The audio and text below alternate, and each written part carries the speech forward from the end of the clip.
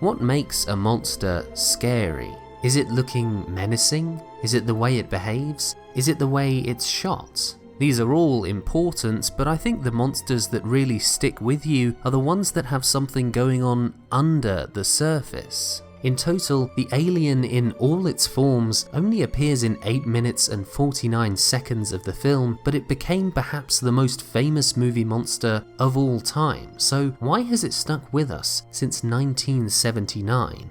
During pre-production on Alien, Ridley Scott was worried about how to actually realise the monster described in the screenplay until he was shown the work of Swiss artist H.R. Giger, whose signature style of dark, sexual imagery, which he called biomechanics, was perfect for the film. The design of the adult alien was inspired largely by Giger's painting Necronom 4, with one major alteration. I didn't want to have eyes because it makes the monster more dangerous. It's more scary, and because you never know where the monster is looking.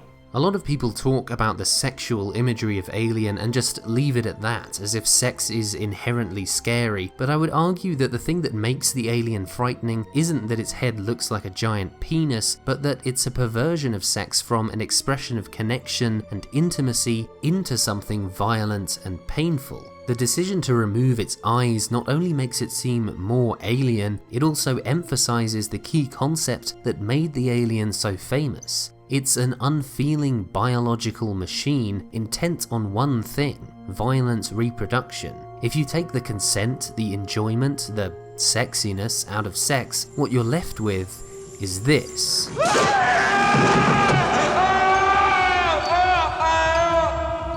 Although Alien is set in the future, it drags its characters back into a primitive struggle for survival. The crew are reduced from thinking people to mere bodies by the alien, whose mindless reproduction is mirrored by the film's secondary villain. Although they're a less visceral presence, Weyland-Yutani, the company that employs the characters, is similarly sinister. Probably the most chilling part of Alien isn't any of the death scenes, it's the moment when Ripley realizes that her life and the lives of her crewmates don't matter to their employer. The imagery of sexuality and reproduction is abundant throughout the film, but not always in a negative light, because the fear doesn't come from sex, but from dehumanization, which applies equally to the alien and the company.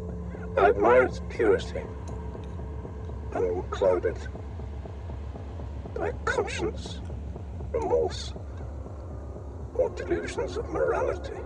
Ash is the only character in the film that represents the company's interests, and he turns out to be a murderous robot. He is just as ruthless as the alien, disregarding the value of his crewmates' lives for the sake of acquiring the alien specimen, because to Ash, the company that made him, and the alien, empathy is weakness. In a scene only included in the special edition, we see that the alien isn't murdering the crew for food or out of malice, it's transforming them into more eggs. These people don't matter to the alien or the company, they are simply a means to an end, and the only way for the characters to fight back against this is to assert their own humanity. We can see this in what is probably the most controversial scene of Alien, in which Ripley, thinking she's escaped, strips down to her underwear. But far from being just eye candy for the straight guys, I think this scene serves an important function. This is the first time since the opening where we're presented with an image of a human body, in a pretty sexual way too, that isn't clouded by the terror of the alien, where we get a sense that Ripley has a whole life and probably a sexual history that we don't know about. Sigourney Weaver said, "I thought it was terribly important, not the girl strips down, but the girl relaxes, thinks it's over, goes about her business, and suddenly the worst possible thing happens and she's not prepared. She's as vulnerable as she can be." This vulnerability reminds us once again of Ripley's humanity. While the alien uses sex to reproduce at the cost of its hosts' lives, Ripley represents all the positive sexuality that is so conspicuously absent elsewhere. She's vulnerable, she's empathetic, she's human. The horror of Alien is in seeing your friends die and knowing that the people responsible don't care. and what defines Ellen Ripley as a movie heroine is her connections to other people. She is the anti-alien, the anti-company. Each time a new film starts, Ripley's life is brought to lower depths of horror as the people she forms these connections with are taken away from her, but to her last breath, she never stops fighting for her humanity.